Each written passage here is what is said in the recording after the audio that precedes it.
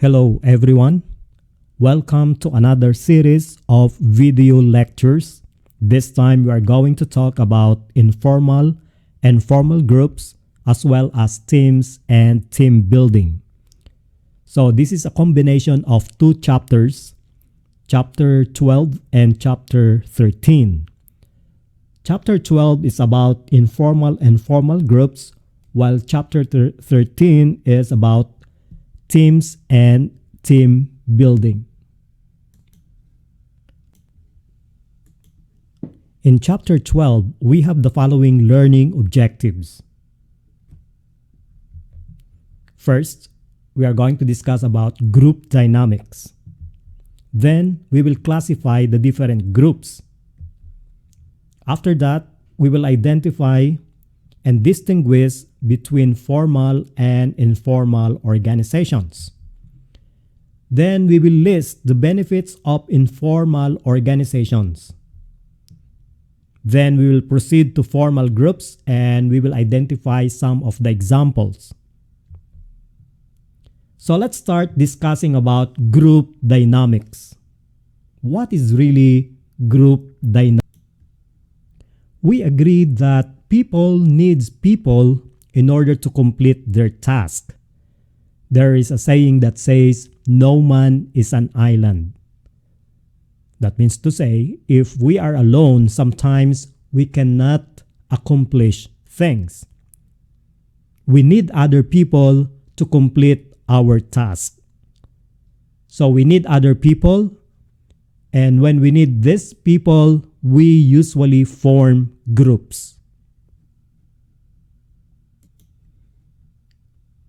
Group dynamics is usually defined as the social process by which people interact face-to-face in small groups. The word dynamics comes from the Greek word meaning force.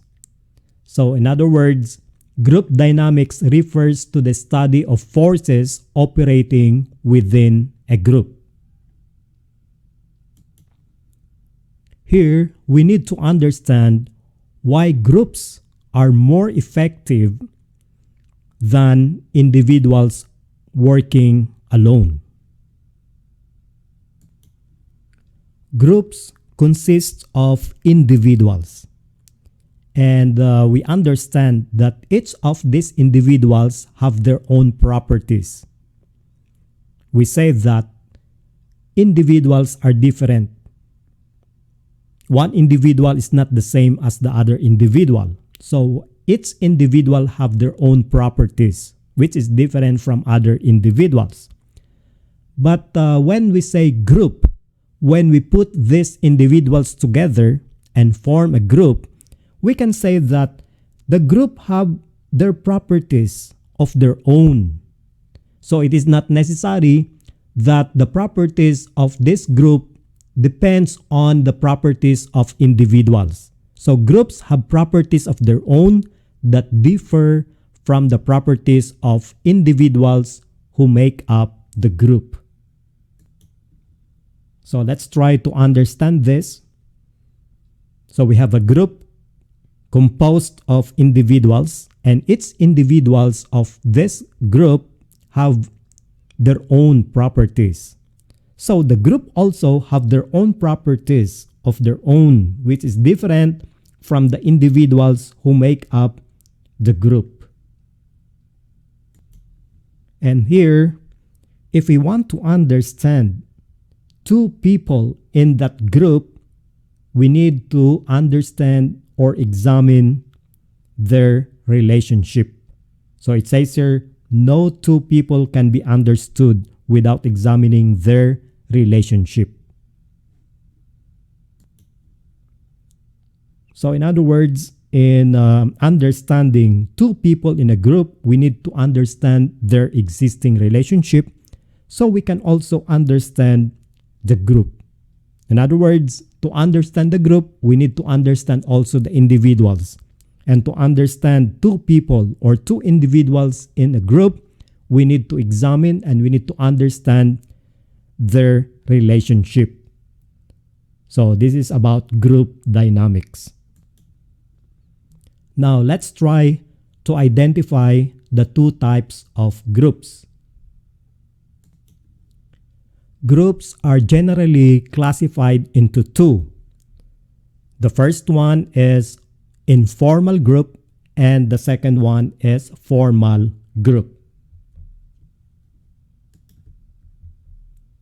So the first one is formal groups. And we characterize formal groups as established by the organizations and which have a public identity and goal to achieve. So what are examples of formal groups? So MIT department is considered as a formal group. Why? Because GIC organized or established MIT formally as one department. Another one is our course MIT 203 Section 5. Okay, it is also organized by GIC as one of the courses of MIT 203, one of the sections, one of the class. So there is a formal document that established these types of groups. So our group is considered as a formal group because it is established by our organization GIC. So there are many other examples of formal groups. As long as it is established by an organization, it is considered as formal group. There is an agreement, there is a paper that shows that this group has been established, like our section of OB. So you can see that there is a paper, there is approval that we have a class of MIT 203. That's why our class is considered as a formal group. MIT is considered as a formal group, and other departments are considered as a formal group because there is a paper approval from the organization that established these types of group. Now, what is the second type of groups? So the second type of groups is called as informal groups.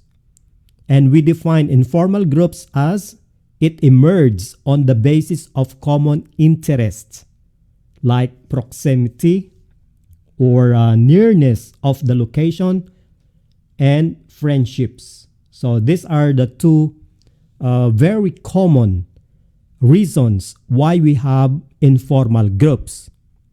Okay, so we have interest, proximity, and friendships. So it is not necessarily that there is an approval for informal groups, or it is not necessarily that the organization established these informal groups. So anyone can form informal groups anywhere. Okay, and usually the basis of forming these groups is interests, proximity, and friendships. So for example, interest, like there are individuals who are fond of football. So they meet, okay? They make friendships because they have similar interests, sports. So every day they meet, they play. So these groups now are considered as informal groups. So maybe you can identify some of your groups in the college or outside GIC, or maybe in your hometown, you have created such group. So there is no formal agreement about forming this group. So you just form together because you have common interest. So like for example, I am interested in traveling to different places. So I meet several people who have the same interest. Then what happened? We form our own groups. Now, the basis of forming that informal group is based on interest. So the second reason why we form informal groups is proximity, meaning your closeness. It can be you are relatives, or you live in the same village, or you live in the same country. That can be a reason why you form informal groups.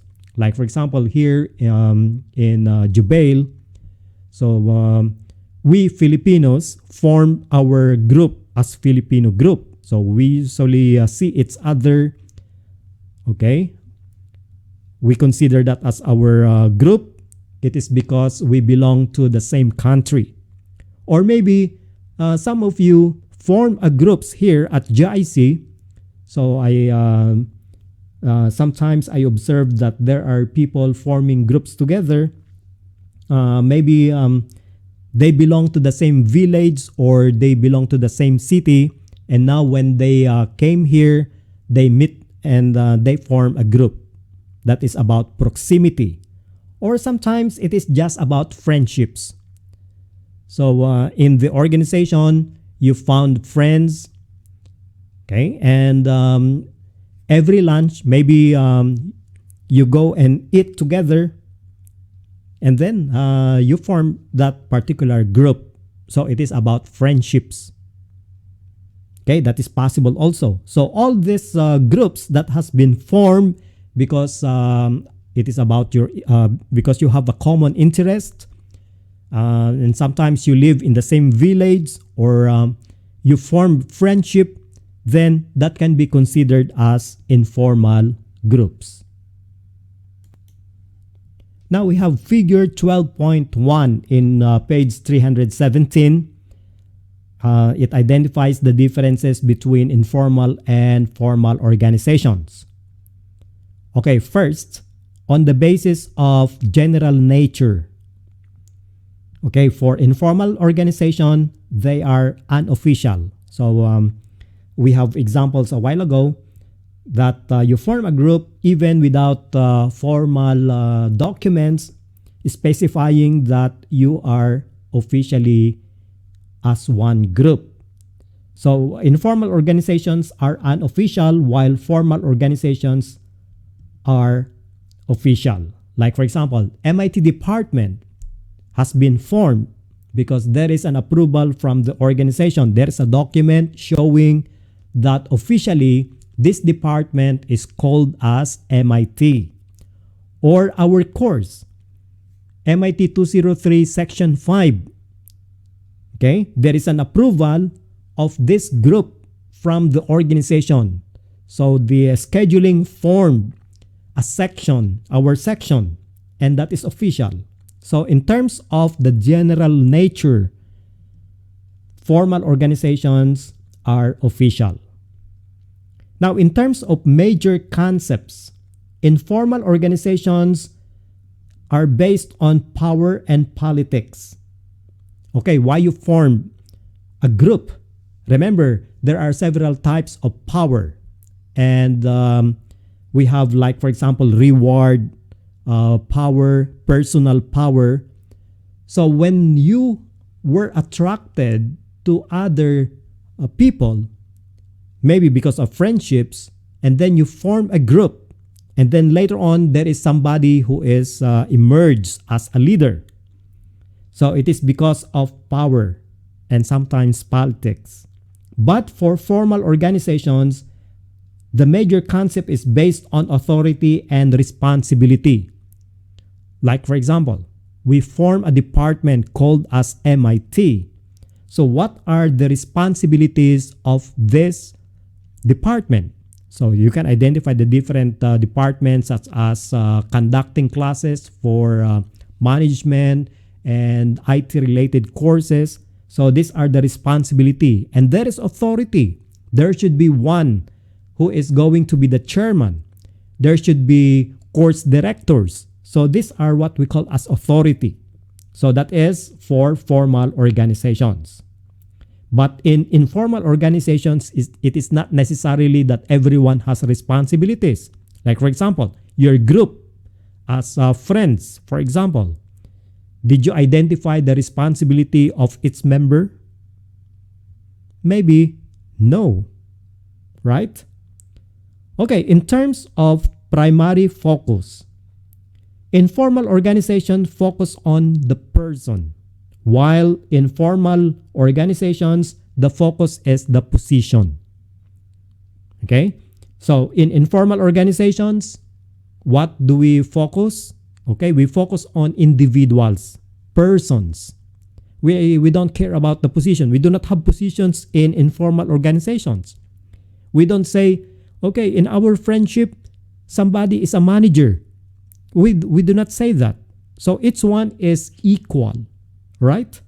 So it is about the person. But in the formal organizations, the focus is who is at the top, who is at the bottom. So it is about positions. Who is the manager? Who is the assistant manager? Okay, so it is about the position. And then the leader power.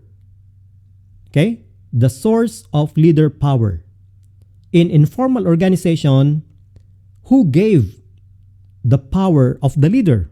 So each member give the power to the leader. Okay, somebody emerges as a leader, and the power of this leader is given by the group. Okay, compared to formal organizations, who gave the power of these formal organizations? Okay, you see, it is delegated by the management, by the top management.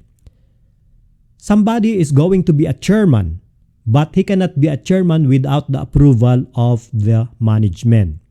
So there will be, as we said, there will be positions, and people will be assigned to these positions. And who give them power to be in that position? It is the management who gave them this power to be in the position in the formal organizations. Now, in terms of the guidelines for behavior, how are you going to behave in the organizations? In informal organizations, it is the norm that guides the behavior of its member of the organization. Okay? And what is this? Norms are usually something that is usual or typical, or the standards based on the group. So different groups have different standards. And these standards are considered as norms, or we call this as social norms. What is acceptable in the group? Okay, example. What are acceptable actions of each member of the group?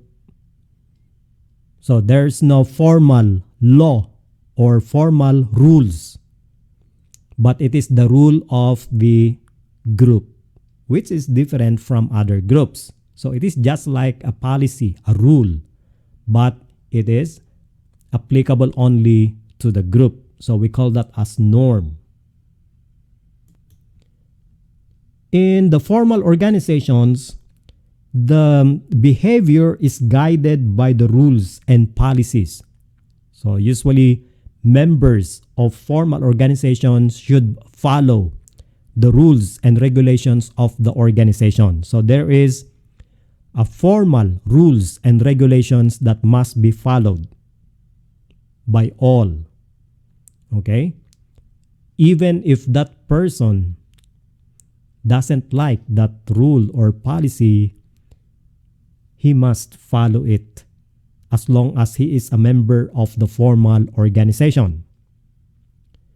Now, in terms of sources of control for informal organizations, the sources of control are sanctions. We call them as sanctions. What are sanctions? Okay, sanctions can be penalties, but it is lighter than penalty. So in a group, sometimes they have what they call a sanction. Like, for example, you were not able to follow the standards or norms of the informal group. Okay, usually they say, okay, maybe you are not going to join our group. Maybe you cannot do this in our group.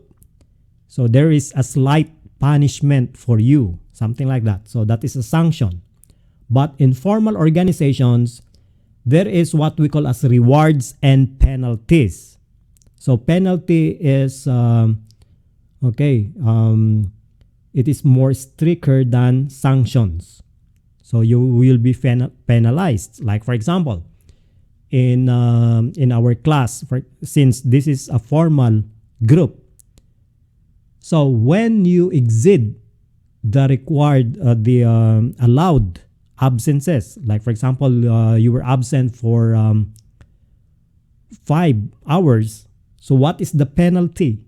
So the penalty is you will get DN. But you see, the sanctions for informal organizations is not as heavy as penalty.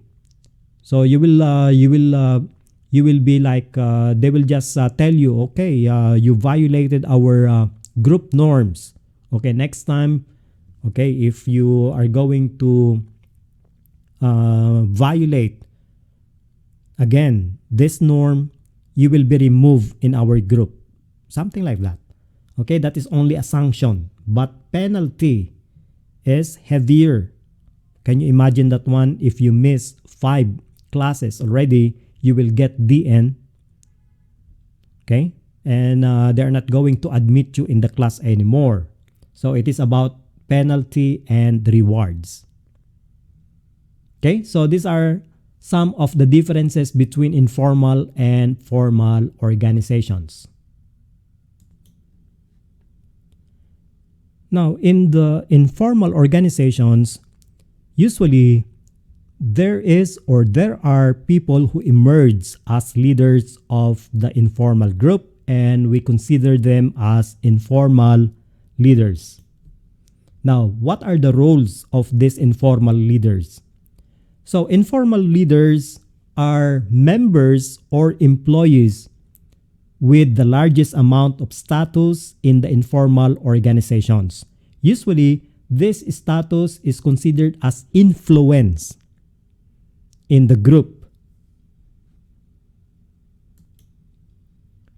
Usually, these are the members that socialize new members into the organization. So it is very obvious sometimes that if there are new members, who are the people who are talking to these new members and let them socialize with other members of the group. So they are the ones letting these new members socialize in the group. I think you have observed in your groups that there are people like this, and they are considered as the formal leaders.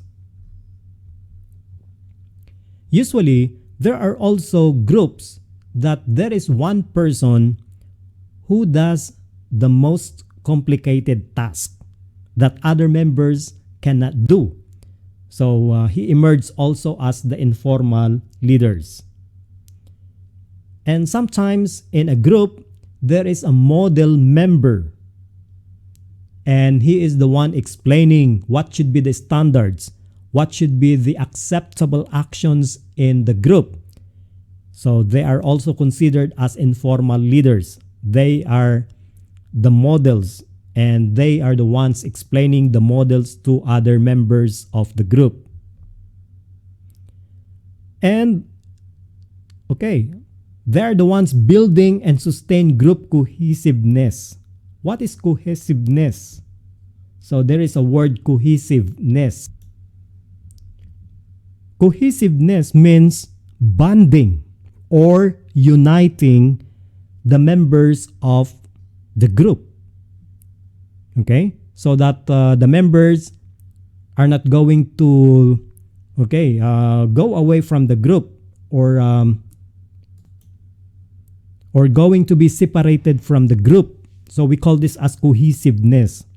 It is just like a bonding that bonds the members of the group. So without the bonding, what will happen to the different members of the group? they will be dismantled. They will be separated from the group.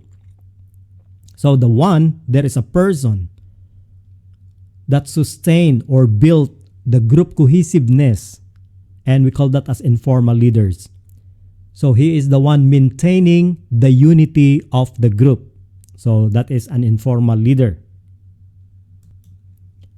Also, these informal leaders are the one with high esteem. Okay? They use the high esteem of their position to balance the additional responsibilities.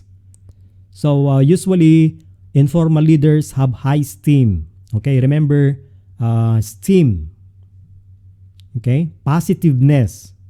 Okay? Of the position to balance the additional responsibilities.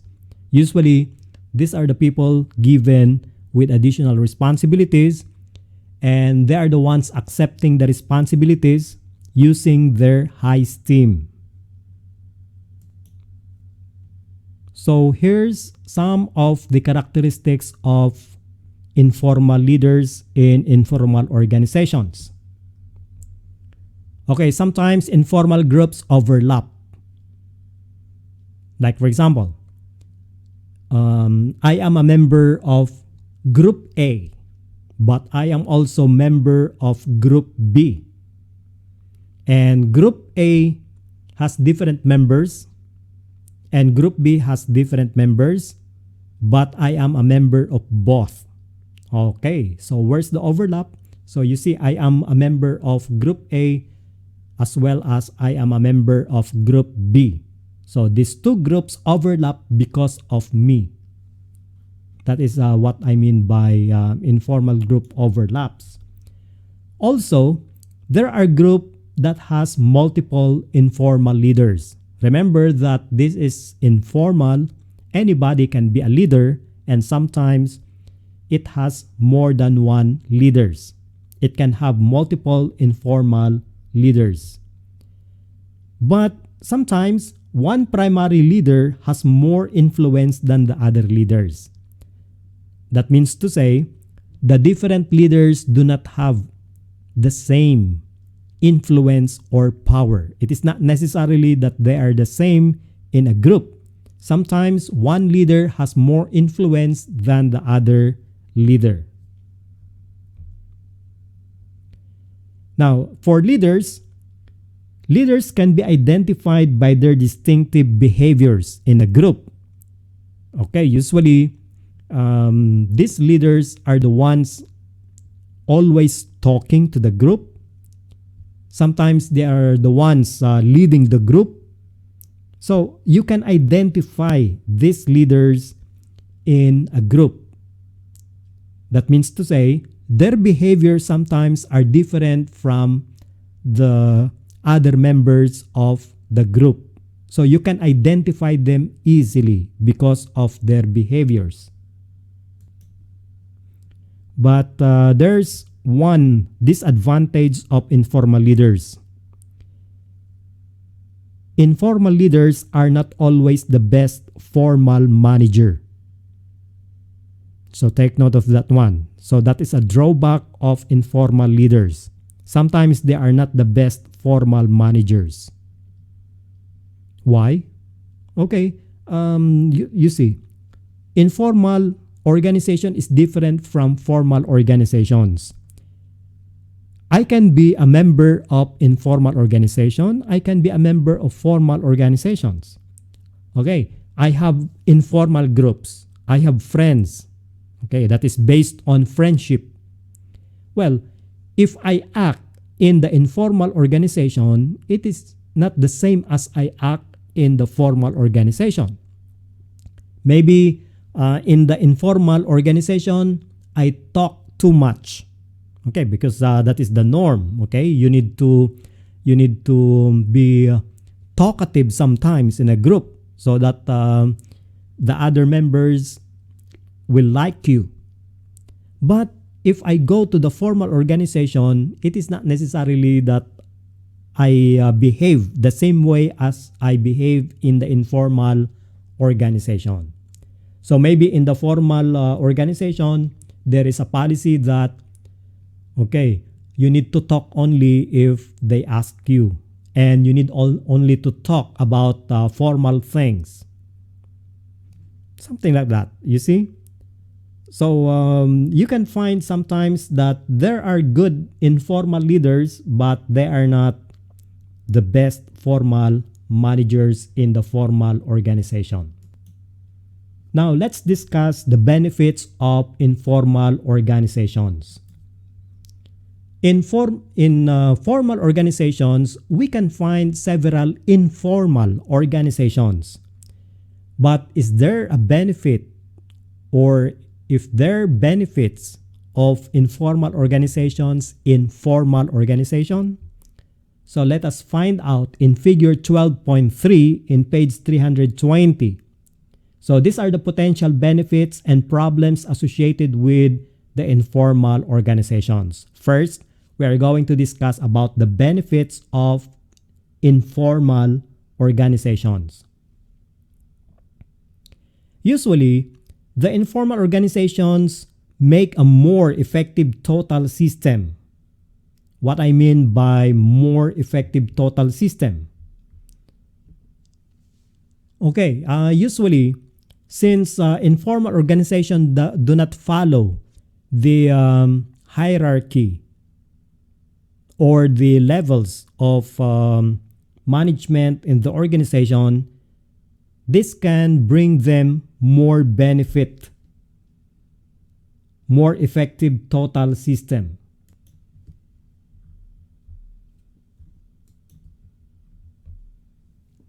Another benefit of the informal organization is to lighten the workload of management. So we see here that when managers know that the informal organization is working with them, they feel less compelled to check on the workers to be sure that everything is working well. Because the informal group can do this for the manager. So it lightens.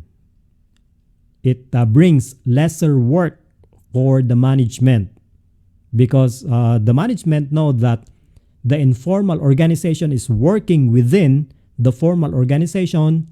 So sometimes even if they're not going to check each one of the members of the formal organization, they know that the informal organization is doing that task.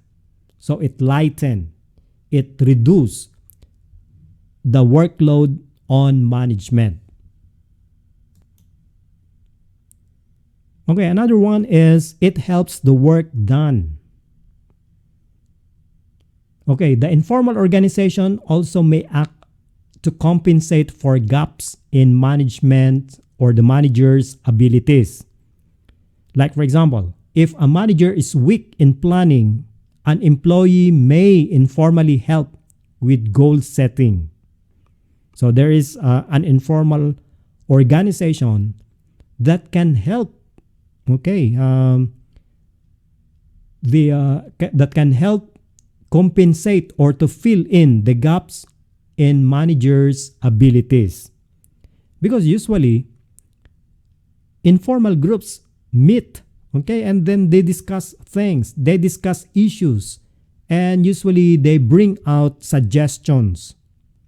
So you see that is how informal organizations work. Okay, and they can bring out better ideas when they discuss. Remember that informal organizations can meet, can discuss things without so much restrictions.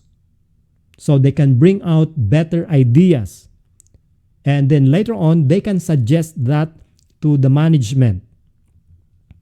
But you see, in informal organizations, who are only those who are meeting and brainstorming about how to plan the organization. So only the staff, only the employees with managerial positions. Okay, there are more benefits of informal organizations, such as encouraging cooperation. Okay, because you see, in informal organizations, usually there is what we call as bonding. Remember, cohesiveness. Okay, there is cohesiveness in informal organizations as compared to formal organization. Formal organizations are too formal, that the relationship among the members of the formal group is very formal. Unlike friendships, you see, you can say anything to your friend, to the other members of the group, but not in formal organization. Sometimes you need to select what you are going to tell the other members of the formal organization. But in informal organizations, it is okay to say anything what you want. So in this case, even cooperation and cohesiveness is being built, it is being developed in informal organization. So the informal organizations are the ones that encourages cooperation among the members. So as we said a while ago, another benefit is filling the gap in management abilities. So sometimes you cannot say that these people up there have the best management skills. Sometimes there are some people up there who do not have these management abilities, but because of power, they were assigned as managers. Okay, and the informal organizations fills in gap in management abilities. There are staff who are good in management, but they are not managers. So how can they use their skills in terms of management abilities is if they are members in the informal organizations and they can discuss things and issues there, so they can exercise their management abilities. So what will happen? These suggestions sometimes are being brought to the management by the informal organizations. Next benefit is giving satisfaction and stability to work groups. Okay, sometimes if there are some issues and you need to complain, if you cannot complain to the higher management, sometimes you can tell your stories, you can discuss the issues with your informal organization. You can just go to your friends, to the other members of the group, of the informal group, and you can tell them your complaints and others. Also, informal groups or informal organizations improve communication. Okay, remember that in informal organizations, it does not necessarily going to follow the formal communication. If you can still remember formal communication, these are the communications that follow the structure of the organization. So we have upward communication, we have downward communication. But in informal organizations, it doesn't matter if it is following the structure or not. That means to say, it can improve communication.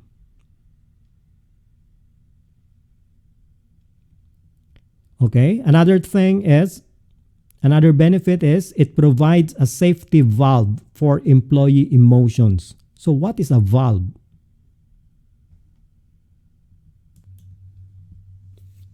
So there is a safety valve here.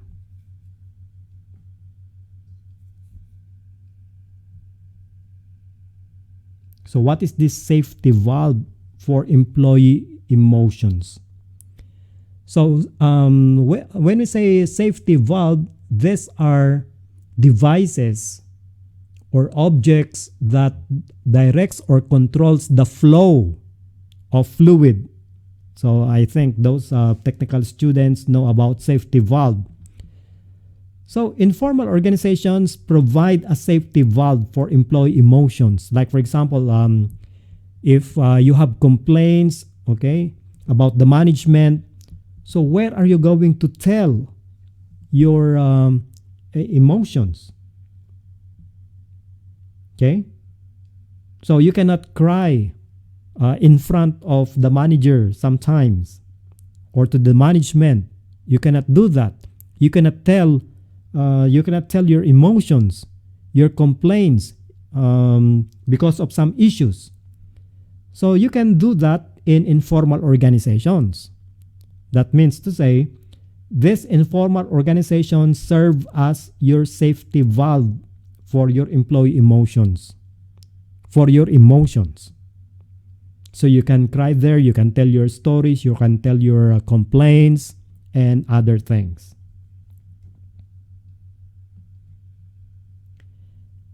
Another benefit is encourages managers to plan and act more carefully.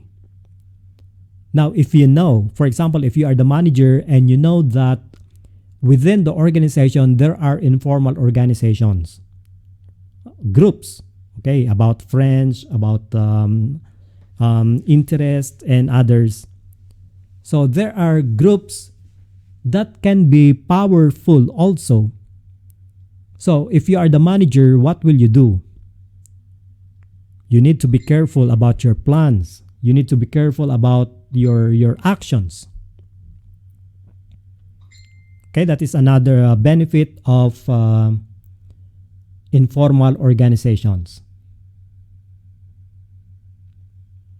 And the last one is it contributes to higher cohesiveness. Now, usually in formal organizations, the relationship is very formal. It is manager-employee relationship. But because of the informal organizations, what will happen? It will add more cohesiveness among the different employees of the organization.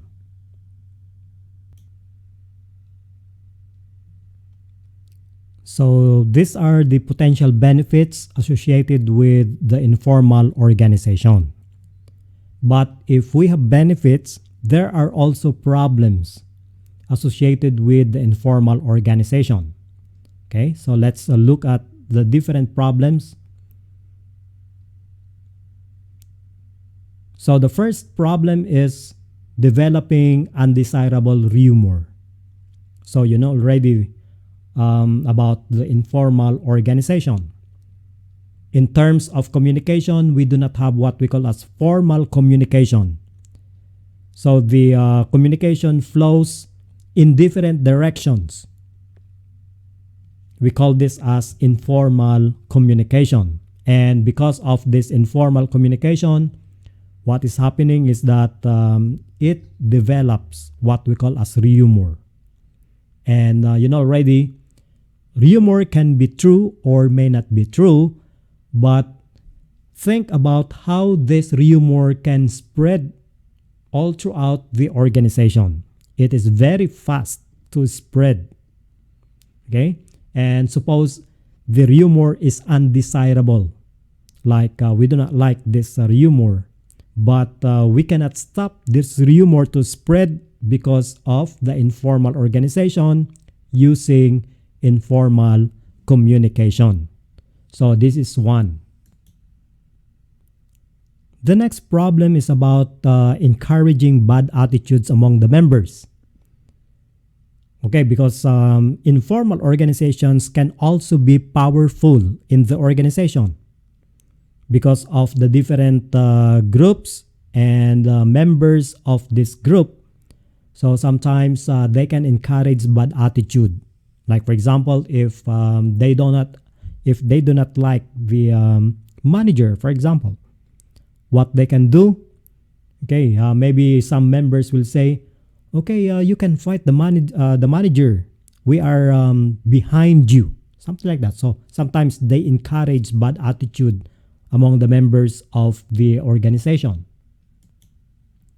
Okay, another potential problem is resisting change in the organization.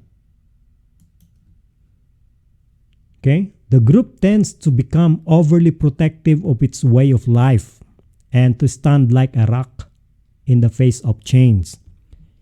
There are things that sometimes employees do not like to change in the organization, and usually they resist. So they are very overly protected about the old way of life in the organization. So they do not want change, and usually it is backed up by the informal groups in the organization. That's why they do not like to have a change. It's because this informal organization back up them not to change anything. So other problems like it leads to interpersonal and intergroup conflicts. So sometimes groups have their conflicts also. Different groups in the organization, especially the informal groups, tend to have interpersonal and intergroup conflicts. Okay, other problem like rejects and harasses some employees. Like, for example, if there are informal groups in the organization and some of the employees do not belong to this group, usually they bully or they harass these employees. It's because you do not belong to our group, okay?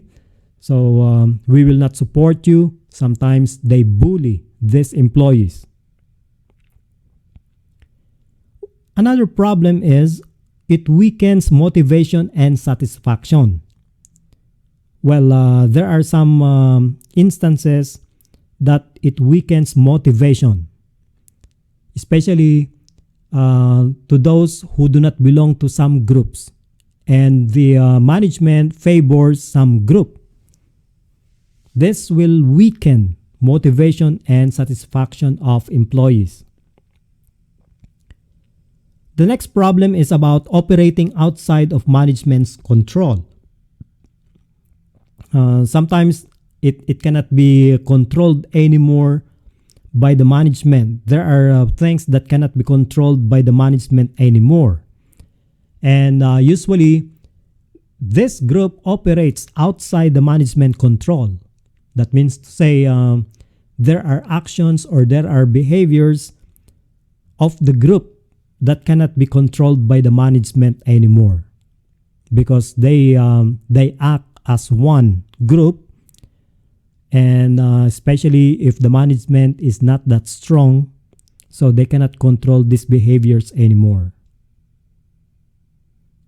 And usually, informal organization supports conformity. Remember, we have what we call as norms, group norms, and different groups have different norms. Okay, usually you need to conform with their norms. If you belong to this group, it is expected that you should conform, you should follow the norms of the group, even though you don't like.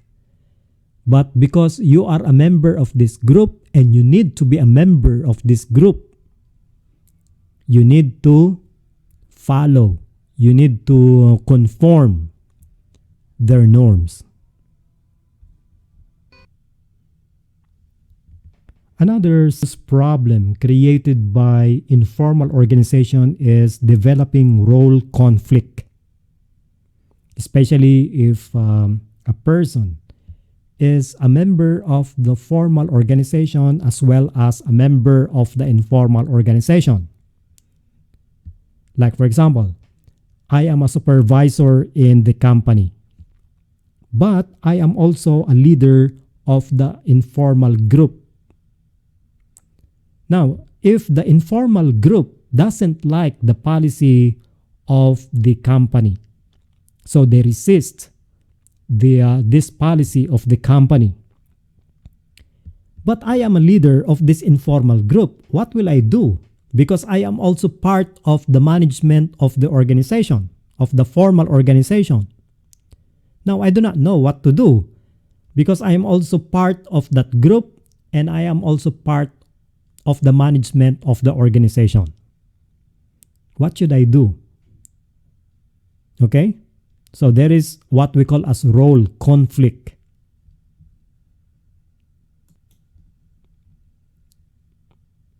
So these are some of the problems associated with the informal organization.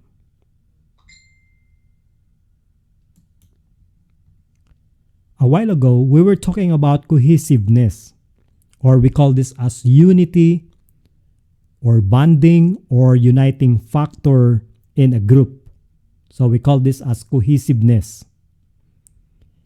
Cohesiveness is indicated by how strongly the employees stick together. So that's why it is called as cohesiveness, and that is about sticking together. To stick together, rely on each other, and desire to remain members of the group. Now, there are several factors that increases cohesiveness in a group. So what are they? Creating competitions against other groups. Okay. Have you observed? There are several groups. And if you are competing, if your group is competing with another group, what will happen to your group? So the cohesiveness is becoming stronger. So that, because if you will not stick together, maybe you will not win the competition. So if there are group competitions, usually cohesiveness among groups will increase. So that is creating competitions against other groups. Second, having frequent interactions among members. If you always meet together, then cohesiveness becomes stronger. So frequent interactions compared to if members of the group don't see each other very often. So if the group members only see each other and interact with one another maybe once a month, maybe cohesiveness will not develop as strong. Bonding, okay? So there should be frequent interaction or bonding among the members, okay, to make the cohesiveness more stronger. Compared a group that is always interacting with one another, maybe every day they meet, okay, or most of the time in a day they are together, compared to another group who meets only once a month. Which one will have a greater bonding or cohesiveness? Okay, so that is having frequent interactions among the members. Now, selecting members with similar attitudes, backgrounds, and values. I saw one group, okay? It is a mixed group. For example, I mean mixed because members do not have same attitudes or members do not have same interest. Now, what do you expect on the cohesiveness of this group? Well, that will not increase or that will not make cohesiveness very strong. So in order to strengthen cohesiveness in the group, the members must be selected well. They should have similar attitudes, they should have similar backgrounds and similar values. If not, then cohesiveness will not become stronger. And then identifying a challenging group goal. Okay, so members will be challenged to achieve the group goal.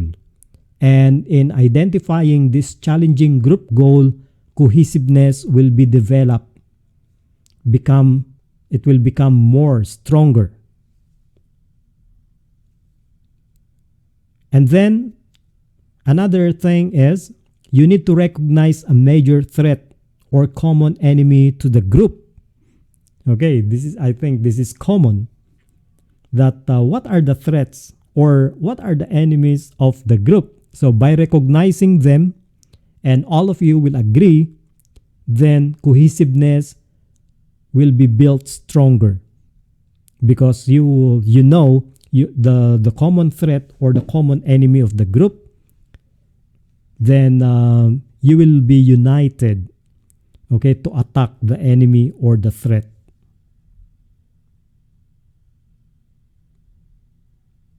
Okay, some problems associated with informal organizations. We discussed already some of these problems a while ago. So we have resistance to change. It will cause employee conformity, and it will encourage, this conformity is encouraged by societal norms. So if you are a member of the group, we said a while ago that if you're a member of the group, you need to follow the norms of the group, whether you like it or not. Since you are a member of the group, you need to follow their norms.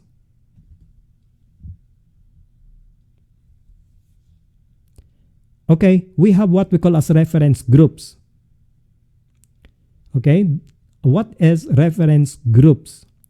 Okay, reference groups, that means to say group whose norms a person accepts. That means to say, once you are a member of the group and you accepted those norms, so we call that as reference groups. Now, what will happen if you are not going to follow the group norms? So it says here, non-conformers may be pressured and harassed until they capitulate or leave. I don't know if you have experienced this with groups, but if you are not following, or if you do not like to follow the norms of the group, what will happen to you? So other members will pressure you, and sometimes they harass you until you leave the group. Okay? Usually that is happening if you are not going to follow their norms. So they are going to do something that later on you are the one who is going to give up and leave the group. So the other problem is role conflict, and we discussed a while ago. Also not subject to management direct control. Usually they resist management control. Since these are not individual, they are in groups. They have what they call as, there is what we call as collective efforts that sometimes management cannot control them anymore.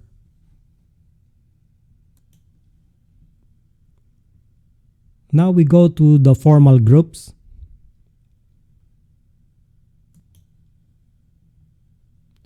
One of the examples of formal groups is committee or committees.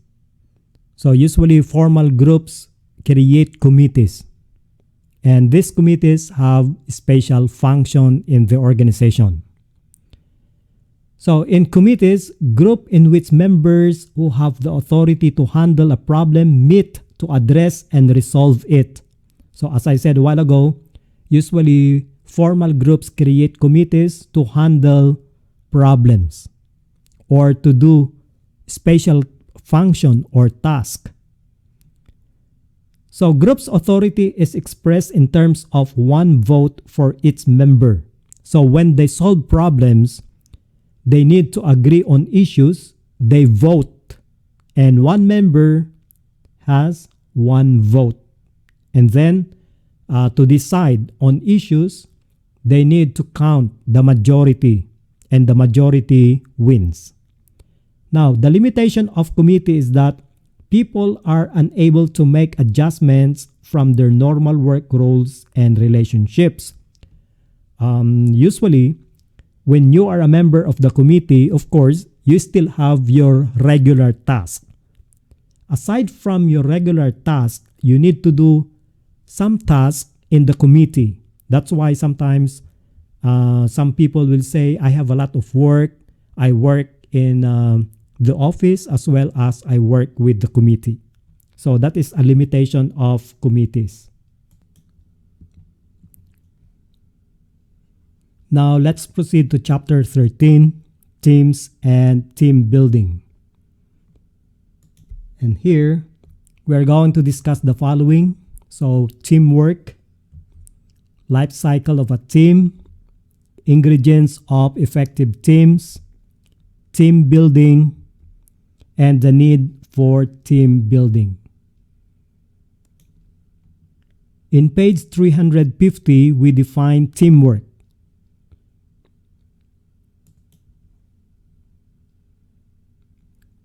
So we say teamwork is when exhibited by members of a task team that knows their objectives, contribute responsibly and enthusiastically. They support one another. And when we say task team, this is a cooperative small group in a regular contact engaged in coordinated action. So usually if there's a task and we form a team and the requirements are there, like they know their objectives, why they form a team, and they contribute responsibly and enthusiastically on the task, and everyone is supporting one another, then we call that as a task team. Now, what is the difference between groups and teams? In figure 13.1, we can specify some of the key differences between groups and team. That is in page 350. In the first column, we have dimensions for comparison. These are the key comparison. We have a second column for the group and third column for the team. So we use the dimensions for comparison to compare groups and team. Like for example, when it comes to work products, how do we compare group and team? When it comes to performance monitoring, the source of monitoring, and then we have the focus of activity, the type of leadership, and view of conflict. So let's see, according to work products, group is individual, while team is collective. So that means to say, in terms of work products, when we say group, so each one or each individual or each member work. Okay, and then later on, we sum up their work. So it is individual. So everyone work individually. But for team, there is what we call as collective products. Okay. For example, there are 5 members in a group. Okay, so these are the work, or these are the members of, for example, these are the members of a group. So there are 5 people. Okay, each one work. Each one should come up with an output. Okay, so this individual, for example, so this individual work on its own. Another individual, another member work on its own, and so on and so forth. So after the day, they're going to sum up their output. So for example, this is the output of this first person. This is the output of the second person. So they need to collect that to come up with, okay, so maybe this is the sum up of their output. But for team is different because it is collective. So if you look at the group, each one or each member or each individual has its own output. But in the team, it is not like this. So they need to work collectively to come up with output.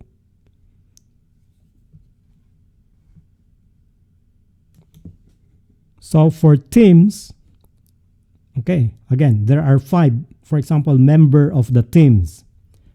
So how they work. Now, the work is not individually but collectively. So what I mean is that, for example, this is the task number 1. Okay, all of them will do the task number 1. After the task number 1, all of them will do the task number 2, and then the task number 3, the task number 4, and task number 5. At the end of the day, their output may be more than the group because each one of them work on the task. So for example, this task number 1, all of them will do it. Task number 2, all of them will do it, and so on and so forth. So at the end of the day, they will have a bigger output than compared to the groups. Okay, so that is the first difference between groups and teams. Now, in terms of performance monitoring source, for a group, it is external, while team is internal. So in other words, who monitors their task or their work or their output? So for a group, somebody from outside is going to monitor their performance.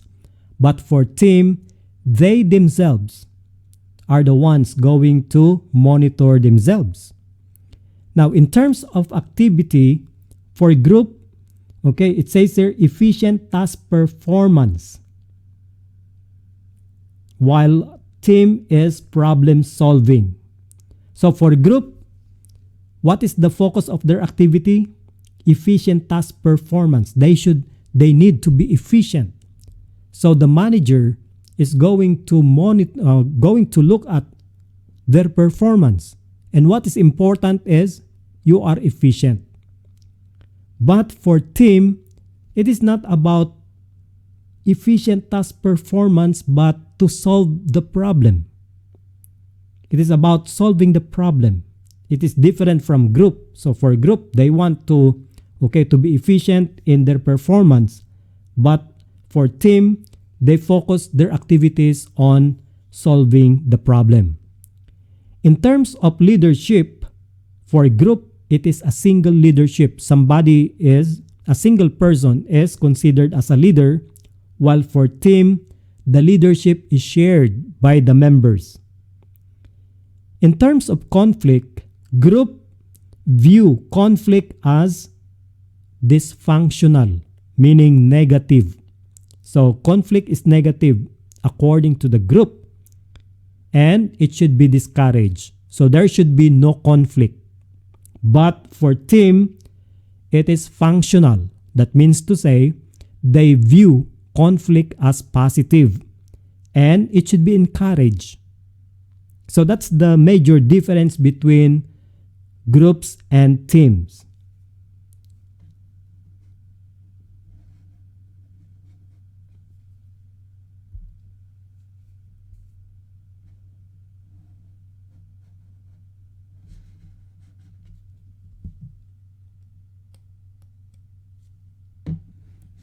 Okay, so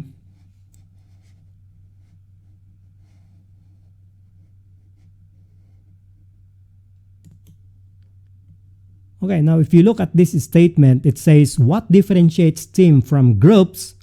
Okay, you see here, teams are measured on the basis of their collective output, whereas groups are measured on the basis of their individual outputs. So that was my illustration a while ago. So how do you measure the output of teams? So there is what we call as collective output. While groups, it is individually produced. So there is individual outputs and then they sum it up together. But for teams, it is collective. So that's the major difference of teams and groups. Okay, now, how are teams developed? So we have stages of team development. So it is not an instant that teams are built. There are stages or there are phases of team development. So in most of the teams, these are the ones being followed. And what are they? Okay, so the stages of team development are as follows. First, so we have first forming, then after forming, second, we have storming, then third, we have norming, then fourth, performing, and fifth is adjourning. So the first stage in team development is about forming, from the word form. So you form a team. That's why it is called as forming, from the word form. So what is happening in forming? Okay, usually members or individuals share personal information. So this is the time that they meet, and then usually we share information. So maybe you can say, my name is like this, and I come from this place. So sharing information, personal information, knowing each other. So in other words, in forming, what is happening is you get to know each other. You get to know each other. So you form a team and you need to get to know each other. So there is aura of courtesy prevails and interactions are cautious. So you are not yet, you do not know, you do not have full information yet about the different members. That's why your interactions are cautious, meaning you need to be careful about dealing with one another because you just know this person. You do not have full information about this person. So sharing personal information. And then the second stage of team development is about storming. Okay, storming comes from the word storm. What is what is a storm, right? So it is turbulence. It is a period that we do not have that. It says here members compete for status and control, meaning we are not that well organized yet. Everyone is having disagreements. Everyone has arguments. So it says here, arguments take place about the direction for the group. So each one has its own ideas and fighting with one ideas and so on. So there is what we call as external pressures. Okay, so it is about it is just like a storm. So the weather, the climate is not that stable. You see already what is happening during the storm. Okay, but later, okay, the group begins moving in a cooperation or cooperative fashion. So when they know what is the preference of one person, then later on they are going to make some standards, how to act, how to behave. Okay? And that is what we call as norming. Remember the word norms. That's why in this stage, you see that norms emerge, and the norms is the one that guides the behavior of its member. Okay? So that is already after the storm. So what happened after the storm? We have already some standards to follow. It will guide our actions. It will guide our behavior. So these are the norms. And when there is a norm, we don't expect storm anymore. So that is norming. And when there are already norms that guide our behavior and action, so it is comfortable to perform. That's why the fourth stage is about performing. So the group matures and learns to handle complex challenges. And everyone is performing its own role. So there is now what we call as functional roles and perform and exchange fluidly. And because there is already what we call as performance of functions, the tasks are accomplished efficiently. So that is the fourth stage, performing. But of course, this is true to all teams. Teams are not forever. Okay, what happens sometimes?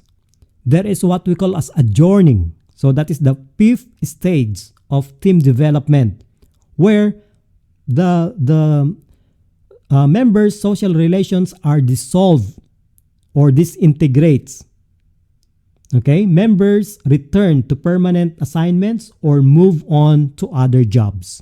That means to say they adjourn, they disassemble, they separate, they break. So that is what we call as adjourning. So these are the stages of team development. So let's discuss the different ingredients of effective teams. Okay, in other words, how to make our teams effective. What are the ingredients? What are the things that we need to consider? So the first one, we need to have a supportive environment, skills, and role clarity. First, there should be supportive environment. That means to say, the team is in a place or in an environment where everyone is supporting one another. So support is very important in a team. Without support, then you will not become effective team. Second, skills. Okay, like for example, football team. So you cannot win as team. You cannot be an effective team if you are not skillful when it comes to football. Right? So there should be skill. And the third one is role clarity. What is your role? Because without role clarity, you do not know what to do. You do not know how to perform. So there should be role clarity here. Okay, there is a word superordinate goal. What is this? And you can find this superordinate goal in effective teams. Oh, it says here, higher goal that integrates the efforts of two or more persons. Okay, each one or each member of the team has his own goal.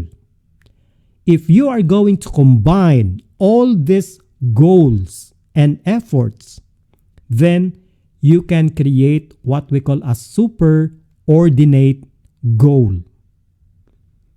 Okay? More than the goal of individuals. This is what we mean by superordinate goals. More than the goal of individuals.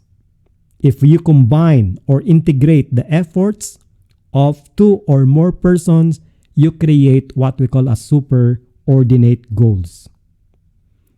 Okay, another thing is shared mental model. Okay, teams should have a common understanding of the nature of their work and what it will take to accomplish the task. We call this a shared mental model. It is important that each member of the team should have the same understanding as the others in the team. Because if not, for example, your understanding is different from the understanding of the other members, what will happen? So there is now what we call as conflict of understanding. You do not have the same. Okay? One is going to the south, the other one is going to the north. So are you going to the same direction? That means to say, if you do not have the same understanding, you will not have the same direction. If your team doesn't have the same direction, it will go nowhere. Okay? Another ingredients of effective teams is trust. Trust. Trust the members. Trust the leaders. If you do not trust one another, then you will not become effective. Okay, another one is team rewards.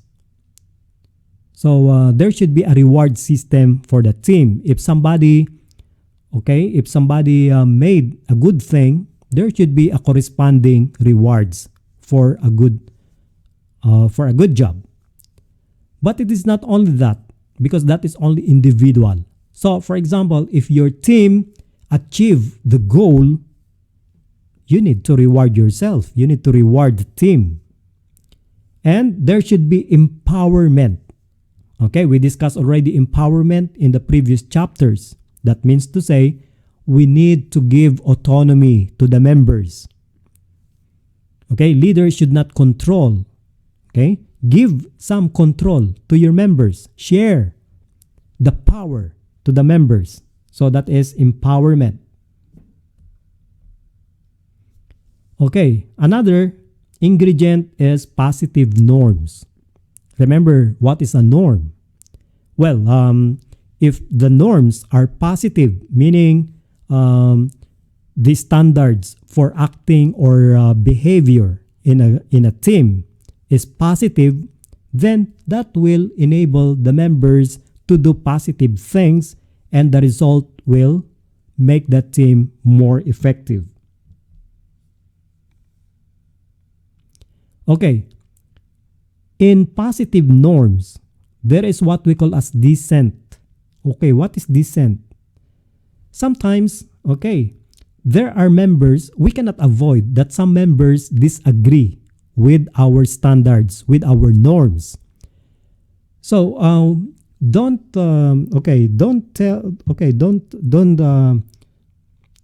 usually we let members bring out their disagreement. So like for example, if one member disagree with the standards of acting or behaving, let him speak. Okay? Don't tell that member, okay, if you don't like our norms, then leave the team. Don't tell that to that member. Ask the member why he disagree. So we call that as dissent. Okay, there are ways to improve more the team by team building. Okay, team building encourages team members to examine how they work together, identify their weaknesses, develop effective ways of cooperating. So there are three advantages of there are three reasons why we need to encourage team members to go on team building. So first is to examine their work. Okay, identify their weaknesses also, and develop effective ways of cooperating. Okay, of course, usually team have coach. That's why we have what we call as team coaching. So team coaching is leaders' intentional effort, and interaction with the team to help its members make appropriate use of their collective resources. So we call this as team coaching. Now, when are we going to have a team building? So, when to need for team building? Okay, first, if there are interpersonal conflicts among the members of the team. So, we need to have a team building if you see that there are already conflicts among the members of the team. Second, there is what we call as low team morale or cohesiveness. Okay, team morale is collective or group satisfaction. It is not about morality. So it's a different thing. We say morale. Okay? If the team morale or cohesiveness is very low, that means to say members are not interacting very well with one another, then there is a need for team building. Okay, sometimes if there are confusion or disagreements about team roles, then we need a team building activities. Number 4, if there are large influx of new members. Okay, influx means there are new members coming or joining the team. Like for example, if there are 100 new members joining the team, then we need a team building. Another one is disagreement over the team's purpose and task. So maybe some of the members disagree with the purpose of the team or the task of the team. This is the time that we need to come up with team building. And sometimes if there is already a negative climate within the team, what is a negative climate? If many of the members are already disagreeing with one another, cohesiveness is not anymore very strong. There are confusion and many other things. So we call that as negative climate in the team. Then that is the time that we need what we call as team building. Okay, and lastly, we have stagnation within the team. Stagnation meaning there is no growth anymore in the team. Meaning the way is always the same without any changes anymore. So there's no growth, there's no changes in the team, and that is the time that we need what we call as team building. So this ends our series of lecture for these chapters. Have a nice day to everyone.